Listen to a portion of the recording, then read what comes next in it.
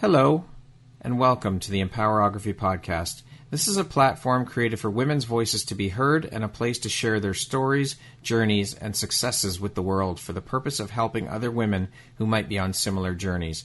We are empowering women one episode at a time. I'm your host, Brad Walsh, so kick back, grab one of your favorite beverages, and enjoy the stories.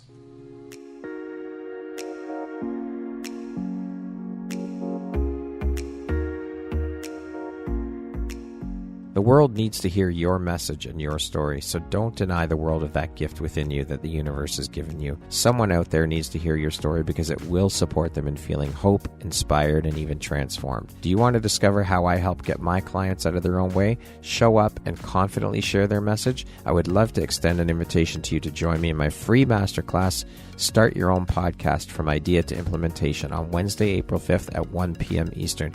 You can find the registry link in the show notes. Hope to see you there. Hello there, Brad Walsh here, your host of the Empowerography Podcast. Today, my guest is Sarah Willoughby. She is a transformation coach, an infertility coach, a bestselling author, speaker, and Reiki practitioner. Welcome, Sarah. How are you today?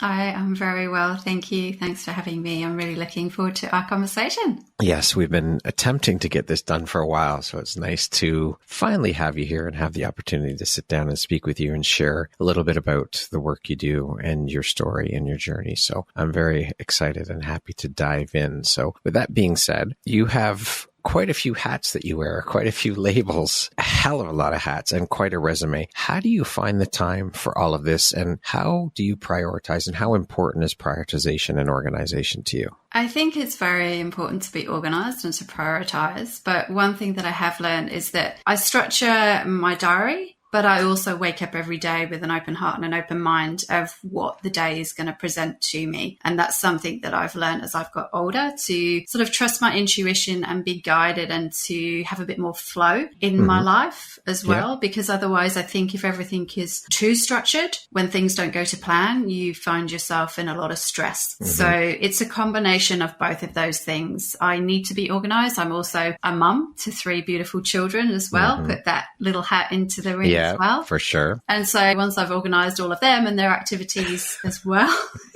you have to be structured and organized, but it's a journey.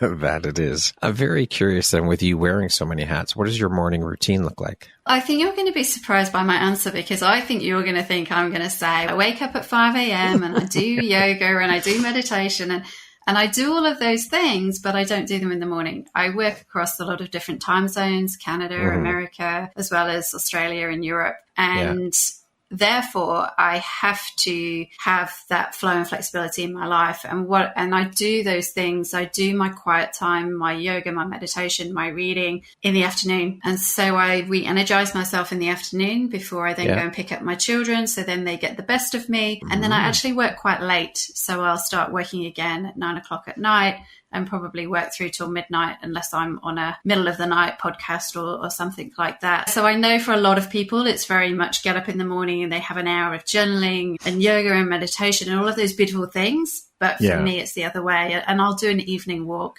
if I can as well. Sunset is a really important time for me. You have to do what works for you. And if that's the way things work, then that's what's aligned for you, then that's the best. Absolutely. I'm a bit of a night owl. So my brain sort of kicks in about 7 o'clock at night and I forget how tired I am and how I should go to bed a bit earlier. So, you and me both. Yeah. What drives, motivates, and inspires you to keep going and excelling at all that you do, Sarah? I think the number one answer to that would be my children. Of course, I want to be a really good role model for them and show them what's possible when you live a heart-centered life and you follow your passions and your dreams. But also I'm inspired and motivated by the beautiful people that I work with who go on that journey of self-discovery with me, who are brave enough to do that. And when they have those moments of looking themselves in the eyes and truly seeing themselves for the first time, truly connecting with their own heart and their own soul, that's what drives me. That's what the ripple effect of everybody loving themselves is huge. And when they get that, it's like magic. It's divine. It truly is. I would love to know, Sarah, what you were doing for a living before you made the jump into entrepreneurship, and what was the catalyst for that shift for you? Absolutely. So I worked in corporate HR for 10 years. I spent 6 years studying at university, and I was very focused on the academic world and the corporate world. And I sort of worked my way up the corporate ladder. I worked for large multinational global organizations in HR, and I got to where I got to and felt very unfulfilled. It was very stressful. We spent a lot of time putting Band-Aid over people's problems and moving them on and not getting to the root cause of people's issues. And I felt like I was failing. I wasn't able to be the best mum I could be. I had a little boy at that time, and I couldn't be the best employee, and I wasn't being the best wife and the best person for myself. I wasn't focused on my well-being, and I was feeling like I needed to make a shift out of that environment, but I didn't know what to do. And then at the same time that all of that was unraveling, I was going on this crazy journey to try to complete my family. And I guess I got a big kick up the bum, and the universe was like, if you're not going to leave willingly, then we're going to make this really simple for you, and we're going to push you out of that environment. And then that led to my emigration over to Australia, and I never went back into the corporate world. I wanted to raise my family and have that work-life balance, and I began working for myself and using all the skills that I'd learned in the corporate world. I had an amazing training, a lot to be grateful for with that sort of professional experience that has now translated into what I do. Love it. Now, I want to speak a little bit about coaching. I've heard a lot of people say that most, if not all, coaches, they've been through, of course, their own personal struggles and journeys that kind of before making the leap into coaching. And we've all had our shit to deal with as human beings. We all deal with our own personal issues that come up and whatnot. But what I've found through conversation is that most of the people that I speak to who are now coaches, their struggles and their journeys were the catalyst that shifted them into or making that leap into coaching. So can you share a little bit about your journey and how that led to you getting into coaching? Yeah, I think I was always coaching. I was coaching when I was working in HR. That was a big part of what I did, though I didn't recognize it as such. But a big catalyst for me was what I've sort of just alluded to, was this crazy journey through secondary infertility, a journey that was full of a lot of loss and grief, heartache. For the first time in my life, I felt like I wasn't in control of anything. I realize now that we're not in control of anything. We can only be in charge of how we respond to situations. But this was the first time that I hadn't succeeded in something. I felt like I'd failed. And sort of the peak of my story really is that I ended up going through IVF. That was in Norway. I was living in the UK at the time. I'm British. And I went over to Norway to complete this fertility treatment. I'd had lots of issues with the sort of medical system in the UK. I'd lost trust and confidence, and I wanted to turn this process into a holiday, which it became anything but a holiday, Brad, let me tell you. And I ended up facing my own mortality, and that I had this moment where I did a deal with the universe, and I said, if I get out of this, if you give me a second chance at life, I will spend the rest of my life serving. I will spend the rest of my life facing my own fears and finding my own truth and helping other people to do the same thing. And I'm really proud that I've done that. And that led to 7 months later emigrating over to Australia without jobs, without knowing anybody, beginning a new life. And within 6 weeks, I actually fell pregnant with my daughter, who is now 13.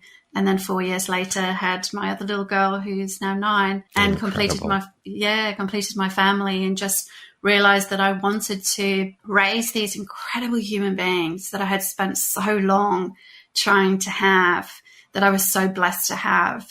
And I didn't want to go back into the corporate rat race. And I wanted to show them a different way of living and being, not doing. Magical. It's funny the way the universe works, isn't it? It is. I have such gratitude for that journey.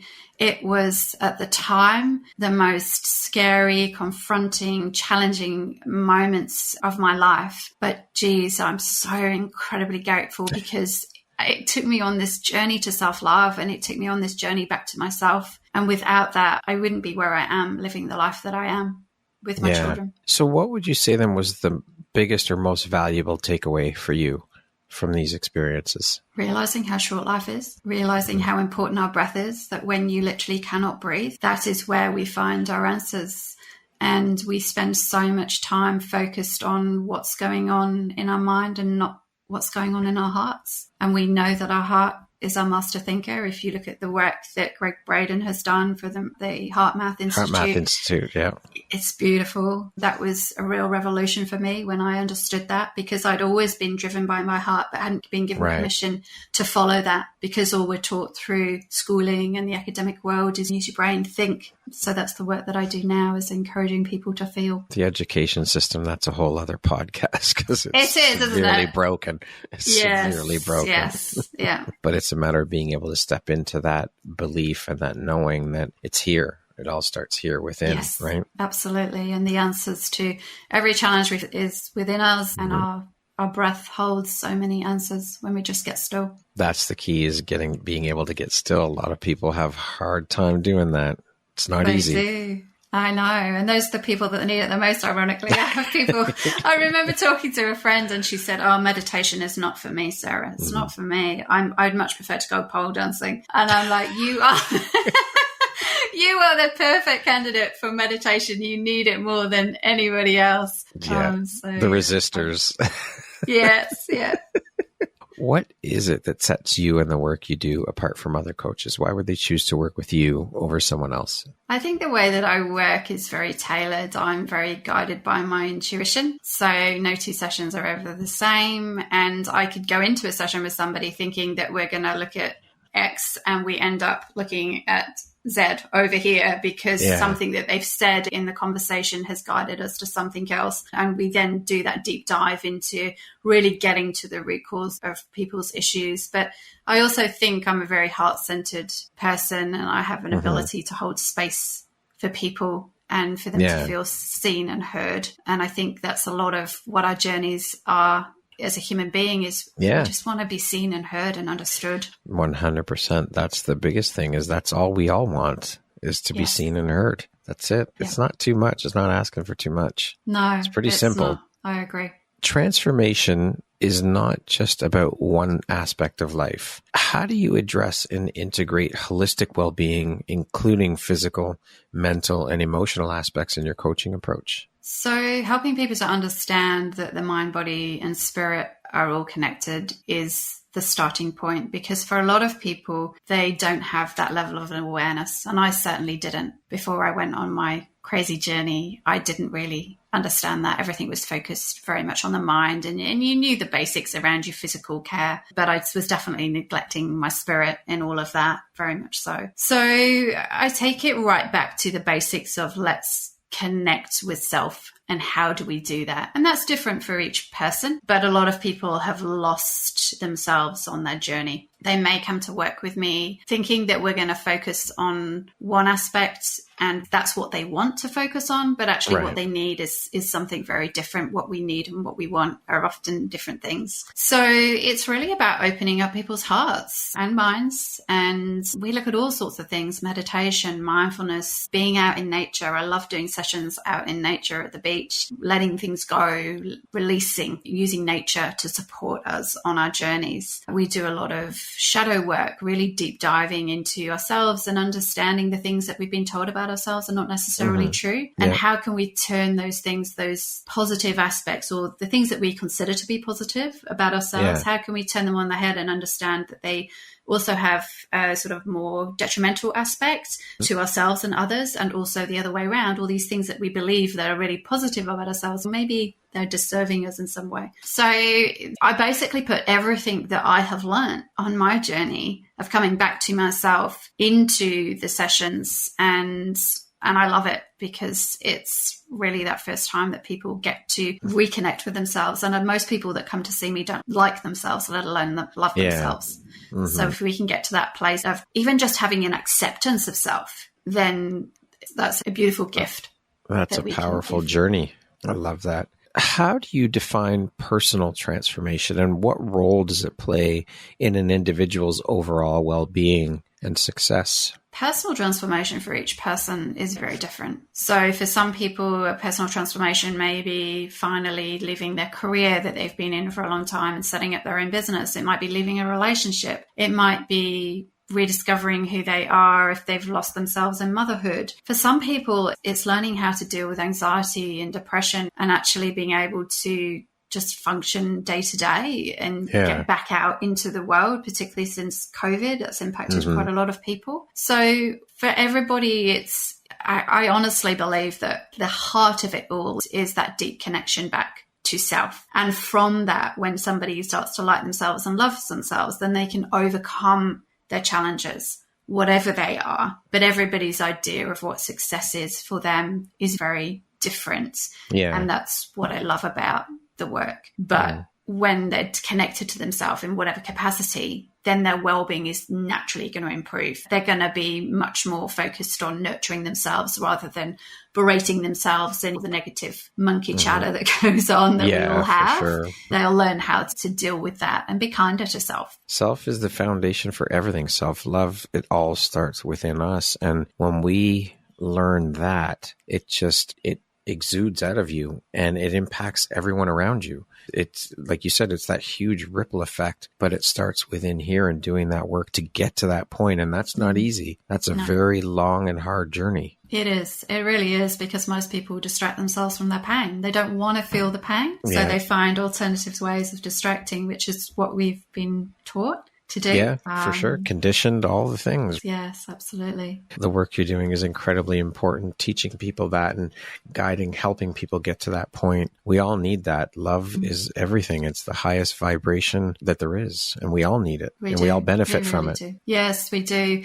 The ripple effects, when you look at what's going on in the world at the moment and people feel a bit disempowered, how can I change what's going on in the world? And I always say to people, it starts with you. Yes. Focus on you. That's it. Focus on you.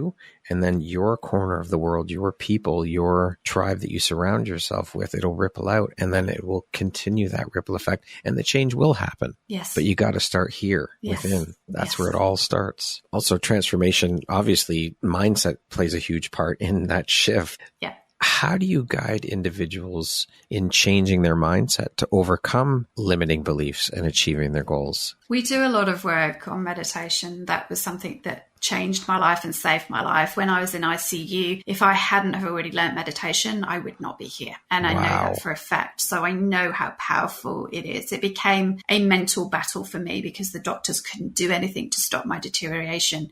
Right. It was a wait and see game. Is her body going to recover and pull through, or is it not? And everything slowly started to shut down. And so all I had was what was going on in my mind. And it was the first time that I really started to appreciate my body and be like, my body's actually incredible. Look what it's coping with. And then to come through that. So meditation for me is really important. I integrate that into all of my sessions. Mindfulness, helping people to be in the present moment, coming back to the here and now, knowing that's all we have. But the past is gone. We can't change that. And the future may not come without being too negative about it. But if you want to change your future, you've got to do it right here, right now, in this moment. And that starts with learning how to get still, learning how to hear your own guidance, learning how to follow your own heart and your own journey. Because when we sit down and really think about it, we've had so many things told to us over the years. Most of us don't know who we are. And sometimes we're following a path that others want for us and that we believe we should have for ourselves, but it isn't actually our soul's calling. And that's why we're not happy. Yeah, a completely different path. I mean, the conditioning, growing up, religious, parental, societal, all of the things play a part in that. It's huge. But it just ties right back into coming back home to you.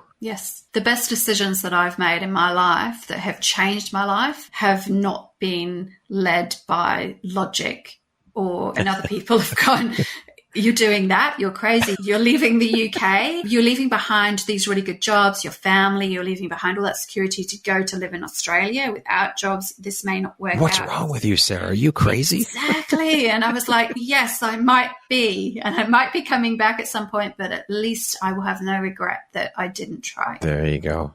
That's it. I want to keep on this whole mindset path for a minute here and talk a little bit more about the mindset thing and business and the struggles that go along with all of that. So often we see and hear from experts like yourself who have overcome adversity and transformed through the pain to discover their purpose, which is amazing and powerful in itself because you think about all the people who never discover what their purpose is in this world. And I think that's horribly sad because we are all here for a purpose. But I would love to hear from you. with all that you've gone through and come out the other side, what are some of the struggles and things that you face today, like imposter syndrome, mindset, just to name a couple of things? There are many. And I mean, I'm sure you would agree with me that just because you have gone through your struggles, we've all gone through our struggles and been in the trenches and come out the other side. That doesn't mean that the struggles stop. They're still there. We still deal with them. It's just on a different level. Can you share a little bit about that through your experience and how you now deal with things as opposed to how you used to? Absolutely. I think for me, how I deal with things now, if I sort of start the other way around, how I deal with things now is I'm very guided by my own journey.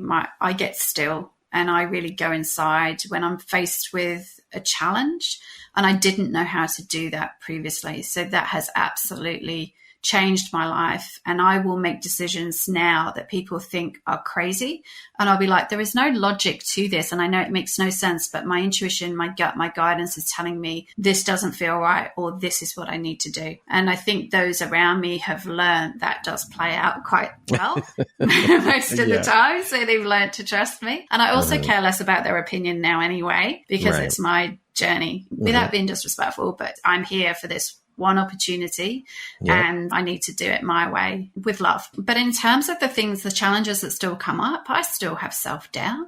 I think that's what it is to be human. I notice it comes up when I'm just starting to feel comfortable with what I'm doing, Brad. When I'm just like, yeah, I've got this down pat. Yeah. The universe will go, oh no, don't get comfortable.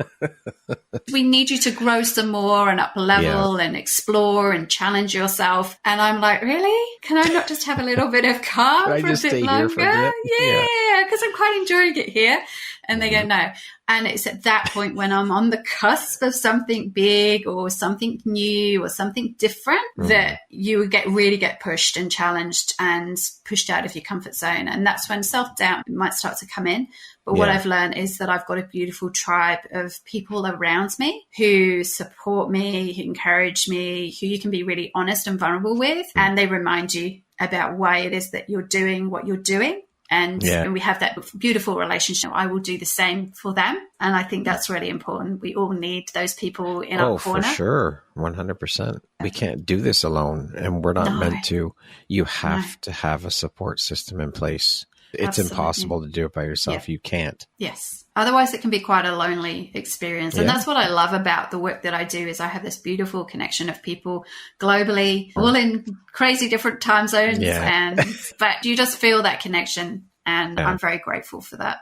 Yeah, it's beautiful and powerful. What is one tip or takeaway, Sarah, that you could provide that listeners could implement immediately to start reconditioning their minds for the success they want? Start with every day closing your eyes and sitting in silence and just breathing and noticing where you feel your breath in your body. Do you feel it in your nose, in your throat, in your chest? And just start to tune into the messages that your body is giving you, because that's where you'll find your answers. And it begins with 2 minutes. And then as you realize that it's actually quite a beautiful, peaceful experience, you can increase that time that you sit and eventually get to a point where you might do that for an hour a day and understand that it's in the being, not the doing, that we can actually be more productive. A friend of mine always says we are human beings, not human doings. Yes, I know. Right? And we get caught in that. We're not raised to be that, are we? That's what I struggled with in the corporate world. It was very much presenteeism, attitude, and work harder all the time, and very the hustle culture bullshit. Yeah. It's so detrimental. It's the exact opposite of what it should be. Yeah. They want worker bees. They want people to just go. And again, it's about that journey and coming back to home and learning and figuring out what works for you. And that mentality is not the way to go. It'll lead you down a very dark path. Yeah. For sure. It leads to burnout and stress. And absolutely. 100%. A lot of unhappiness. Yeah. As mentioned, Sarah, off the top, you are also an infertility coach. Can you share a little bit more about your journey into that and what inspired the decision to become an infertility coach? My journey to become an infertility coach was obviously inspired by my personal journey and what I went through. And I don't want anybody to go through what I went through. If I can help just one woman feel less alone in her journey, then my work is done. And so I guess I was inspired to start sharing my experiences and my story. And initially I felt that was all it was going to be. But now I've realized that there are so many people that need support when you look at the statistics globally. And the problem is only seems to be increasing. And I really want to be part of that change and to help break that silence around infertility, and that it's just another body part that is not working properly, and that we don't need to have that silence and that stigma and that shame around it. And the more people you talk to, the more people go, me too. Yeah, when you start speaking about it, how hard was that for you to share your story? I mean, it must have been incredibly hard to share that bit. It's a very personal thing to share. Yes, it is very raw. And I realized that I needed to follow through with what I'd promised when I lay in ICU, that this was bigger than me, that if I was given a second chance at life, I was going to be of service. And part of my way to be of service was to, quite frankly, get over myself and my ego, put that to one side and say, as long as I'm sharing from a place of love and authenticity and trying to help, then I'm still on my path.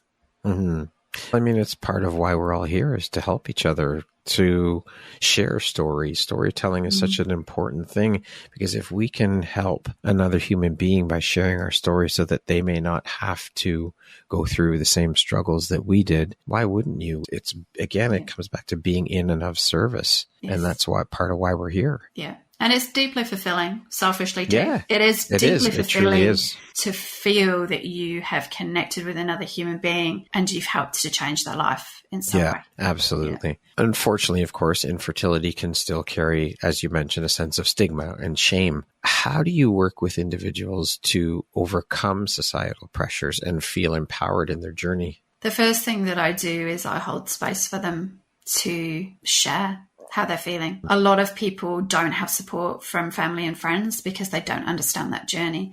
So it's allowing people to understand that their emotions are valid and that those emotions need to be expressed. We need to get them out of our bodies. Giving people permission to cry, giving people permission to be seen and heard and understood is the starting point to develop that trust, to help them to understand that this is just the vehicle. Infertility is just the vehicle that is guiding them back home to self. It's so much deeper than just, I can't have a baby. Yeah. There's always a story underneath that. I don't feel enough. I'm not worthy. I'm not loved. I'm fearful. What are the triggers? What's going on underneath all of that? And so it's that deep dive into childhood stuff and our upbringings and the relationship we have with self. And when we do that work, when we do that mind, body, spirit work, then everything else clears. But it's very much about guiding people and empowering them to find their voice, to self-advocate, to trust their bodies, to listen to the wisdom of their bodies. Because when you're in that medical system, you get pulled in so many different directions and everything is scheduled and so many appointments, and it's just crazy. And you don't have time for yourself. You lose yourself even more. And you don't like yourself, and there's the feelings of failure. And so just to have somebody sit with you and say, hey, I see you. This is hard, but you're not alone, and we can get through this together to help this journey become a lot easier is really important. And I wish that I'd had somebody, I wish I'd recognized in myself that I needed that when I was going through it, because I didn't understand the magnitude of what was going on for me. You have all these doctors and people telling you, you need to do this, you should do that, you should do this, you should do this. Like you said, you're being pulled in so many different directions. I can't even begin to fathom or understand what that must be like. Yes, and particularly because there's that societal pressure of you're a woman and your job here is to be a mother. And when you can't do that, like I said, a lot of women, a lot of people in the corporate world, they've been highly successful in their lives. And then all of a sudden, this is the first thing that they've quote unquote failed at. That's what they feel like. And it's not something you can talk about, and you can't talk about it at work because you might lose your job because people don't want you to be pregnant and go off and have a baby. There's so many layers to the infertility journey, and it's something that is being spoken about more. Like here in Australia now, we have miscarriage leave for both partners. That's which huge. awesome. Yeah. And I'm really happy that that's been recognized, but it needs to be recognized globally.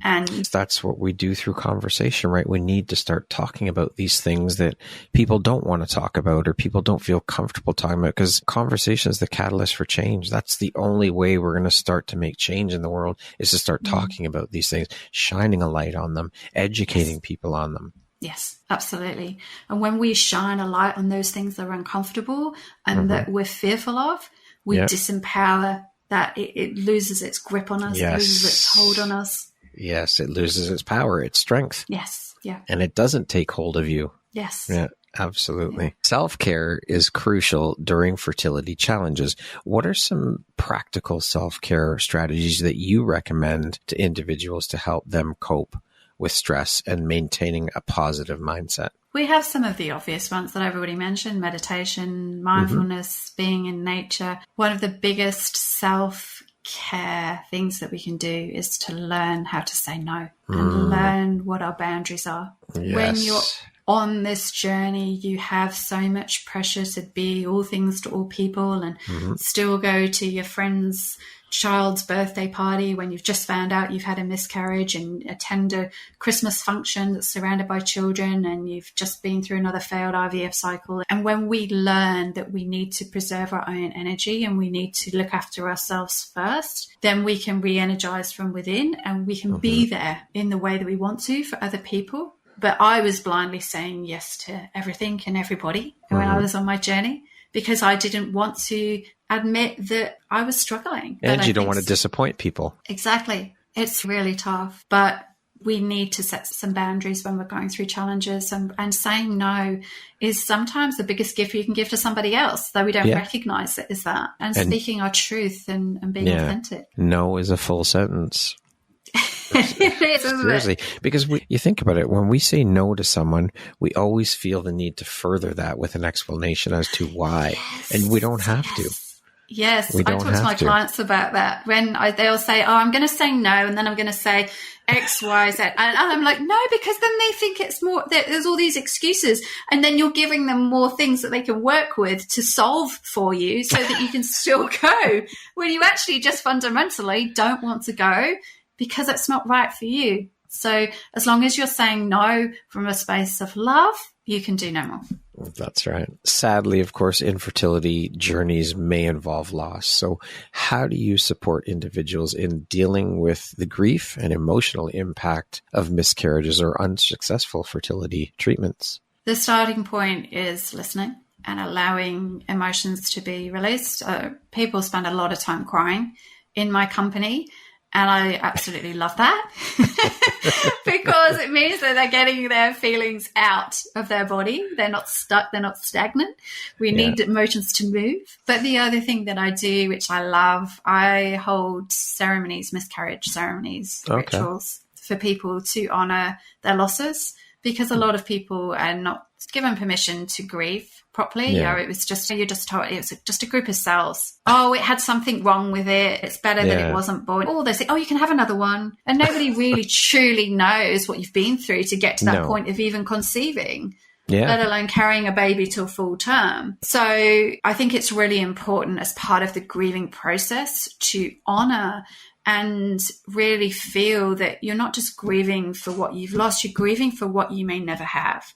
You're grieving for the role that you thought you were going to play as a mother, and you may never have that opportunity to drop your child at school for their first day. You may never have the opportunity to see a child have a beautiful relationship with a partner, or whatever it is that you had envisaged in your mind. So there's so much grief with miscarriage. It isn't just about that moment. It's about all the moments that you had imagined were coming for you and your family and your future as well. So that's a really beautiful experience that I like to share with people and encourage them to do. If they don't want to do it with me, encourage them to do it at home by themselves. So we sort of help them to work out. Yeah, help them to work out what it is that would resonate with them that would help. Some people need to do it alone. Some people want to have their family with them. Some people want to do it outdoors in nature. Some people want to do it indoors and it's somewhere quiet. And it's different for each of us. But that was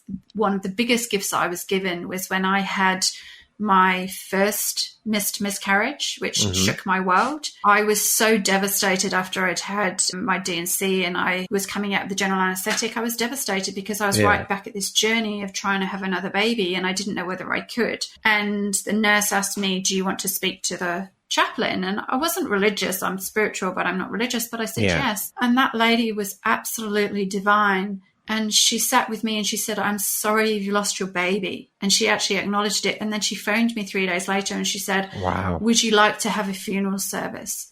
And we actually had a proper funeral service with the tiniest coffin you'll ever see, with a baby Willoughby inscribed on a plaque on the top, which my ex-husband carried down the chapel. We had a proper full-on service. And it helped me to grieve and move on. I didn't do that when I lost my twins. There was so much going on. I was emigrating over to Australia and I just almost lost my life, and there was a lot to process, and I felt I was in a better place and I didn't need to do that the second time. But the first time, I would love to actually be able to go and find that lady and say thank you, because sounds like a beautifully healing process. It really was powerful. Okay, I want to shift gears here a little bit and speak a bit about your journey into the world of becoming an author. Was becoming an author something that was a bucket list item for you in terms of what you wanted to accomplish? And also, has writing always been a part of who you are? I mean, did you always write growing up, or did you just start writing as you got into your adult years? Is it fairly new for you? I loved reading as a child, and I also really enjoyed writing. And I have this beautiful memory of when I was about 7 years old, when I lived in the UK and we had the long summer nights and I was supposed to be in bed. It would have been like 7 o'clock at night and I was supposed to be in bed, and I was stood at my bedroom window catching the last light, writing this what I thought was a really long story, because it took me 3 nights to write, trying to hide from my dad, who was in the garden. And if he looked up, he would have seen I was out of bed and it would have been in trouble, but writing this story. And I really remember that and thinking, wow, there's something here. So it's always been a part of me. It probably from the point that I decided that I knew what I was going to write my book about, because I'd always known I wanted to write a book, but I didn't know what about. Who am I to write a book? Everything's already all been the written. Things pops up. All the saboteurs come and hijack your mind. When I finally understood that writing my book was about telling my story to support other people with their journeys, it took me 5 years from the point that I started writing it to the point that it was actually published and out in the world was a 5-year process in the end. Because the first time I sat down to write, I wrote about 12,000 words. I sat and wrote for hours and hours and hours, just nonstop. And I naively thought that my book's almost written, Brad. My book's almost finished. Then I realized I had to get an editor, and then it had to change all the structure. And it was a very long process. And then amongst all of that, my dad died, my marriage ended, we had COVID, my mum was diagnosed with terminal cancer and various other things. And there was just a lot going on. So I'm really proud that throughout all of that, I still kept my focus and I managed to secure a New York publisher, and get my book out into the world. So congratulations. And so you should be proud. Can you share what the title is, where people can pick it up? And of course, I'll put that information in the show notes when we release your episode. But if you could share a little bit about that, the title, where they can get it. Yeah, thank you. So my book's called Infertility Saved My Life, Healing PCOS from the Inside Out. And it's available from all the major online retailers, bookstores, basically everywhere. The first part of it's in 2 parts. The first part of my book is my story. It's my memoir. It's my journey from the point that I was diagnosed with, the point that my period started and I started becoming a woman, realizing there was something wrong with my body, to the point that I had my 3rd child.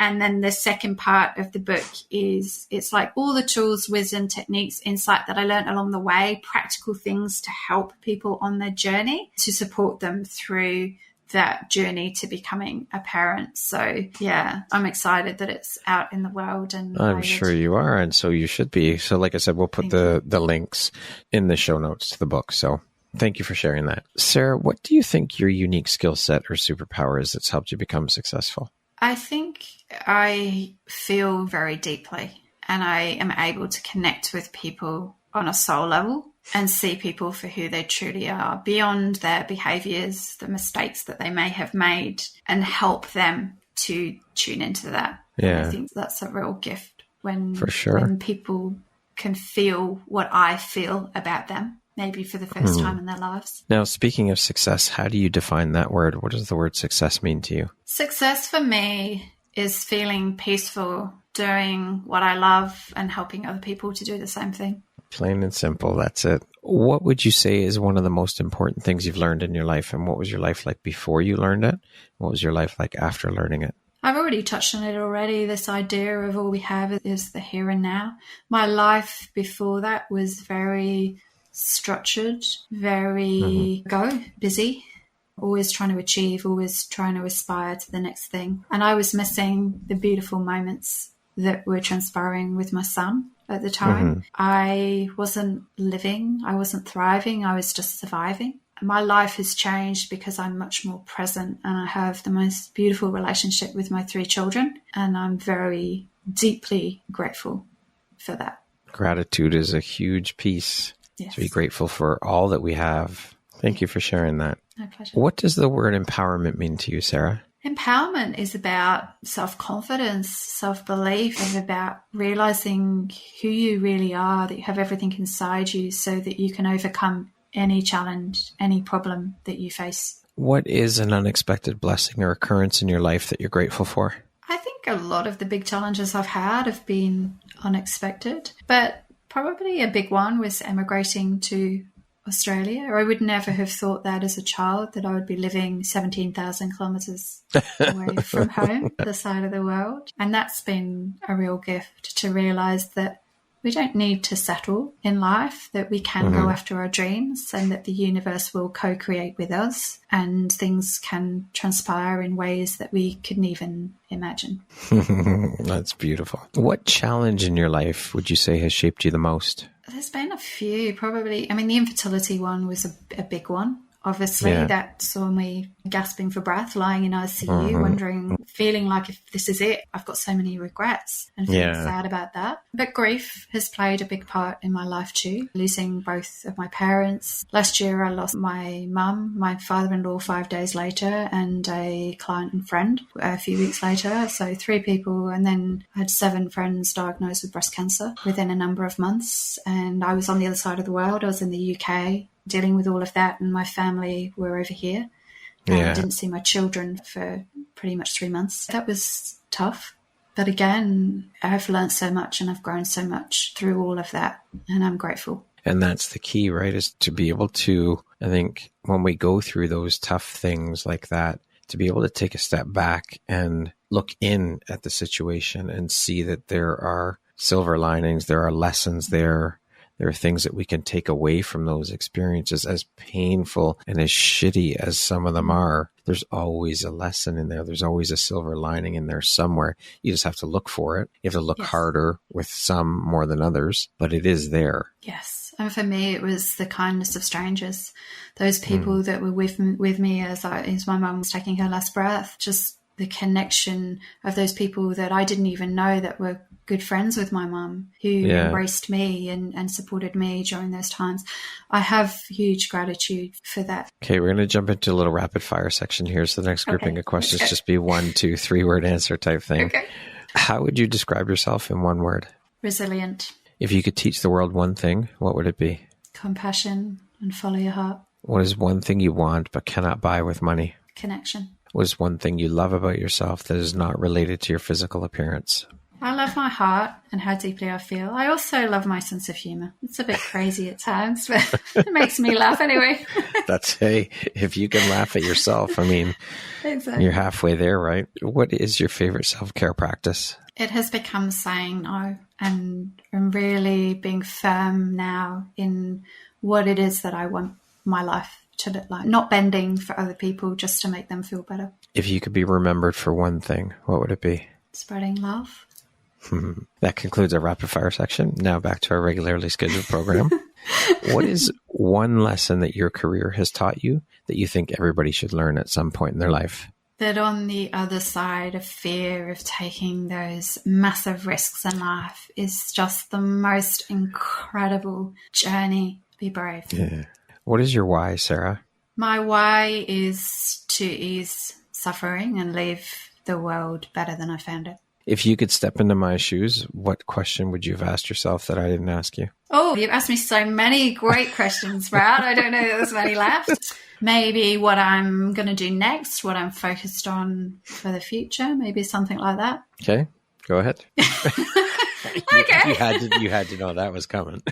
Yeah.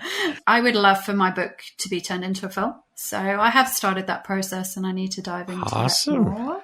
Yeah, wow. So that's on the agenda. Congratulations. Thank you. Yeah. Organising retreats. I definitely want to take women all around the world and just deep dive into that beautiful journey of self-discovery. That's also on there. Just, there's so many things, Brad. I need to clone myself.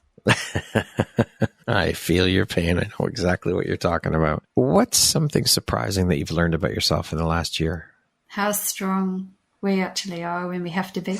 When our backs are up the wall and we have no choice and we feel like we've got nothing left to give. That's when we really truly find ourselves. If you had the opportunity to sit down and have a 1-hour conversation with one woman, any woman in the world, who would it be and why? The obvious one is Oprah Winfrey. I think she's incredible. I was watching her since I was a young child when I was living in the UK on TV. But the person who resonates with me more at the moment would probably be Michelle Obama. Okay. When I was debating whether I was going to write my book and put it out into the world, which felt very vulnerable at the time, I remember hearing on the radio, it was when her book was released, and she was talking about her journey through miscarriage and IVF. And I would love to say thank you to her, because her sharing that story made me realize that I needed to share mine. That is powerful. Yeah. Sarah, if you could go back and give your younger self one piece of advice, what would that piece of advice be? Follow your heart and find the moments of joy. Hold on to those moments of joy. Bring that balance into your life and know that you are worthy and you deserve to be happy. Beautifully said. Lastly, Sarah, if you were to deliver your last 30-second speech to the world, your tribe, your people, your corner of the world, what would that last 30 seconds sound like? What words of wisdom would you impart? It would probably start with you are enough. Trust yourself, trust your heart, know that you're here for a reason and that only you, with guidance from others, can help find that, but it's worth going on that self-discovery journey to really fulfill your true potential and follow your soul's calling. Because once you find that path, you will never look back and you will always be guided home to the most beautiful self that you are. Beautifully said. Beautiful way to end the interview, Sarah. Thank you so very much for your vulnerability, first and foremost, for sharing your story and your journey. I know it's a very personal story, so thank you for sharing that. Thank you for being here and just being a guest on the podcast. It is an absolute honor to have had this time and this opportunity to sit down and speak with you and share in your journey and your story and the beautiful light you put out into the world through the work you're doing to help all the women out in the world that you're helping. So keep shining that bright, beautiful light. And thank you so much for being here with me today. I appreciate you. I appreciate you so much too. Thank you for having me. I have loved our conversation. And thank you for holding space for women like me all around the world to share their stories, to know that they matter, that they have a voice and that their stories need to be heard. So thank you for all you're doing. You are making the world a much better place. Thank you for that. I receive that. Thank you. I'm learning to receive, so thank you. Good. I appreciate and love that reflection.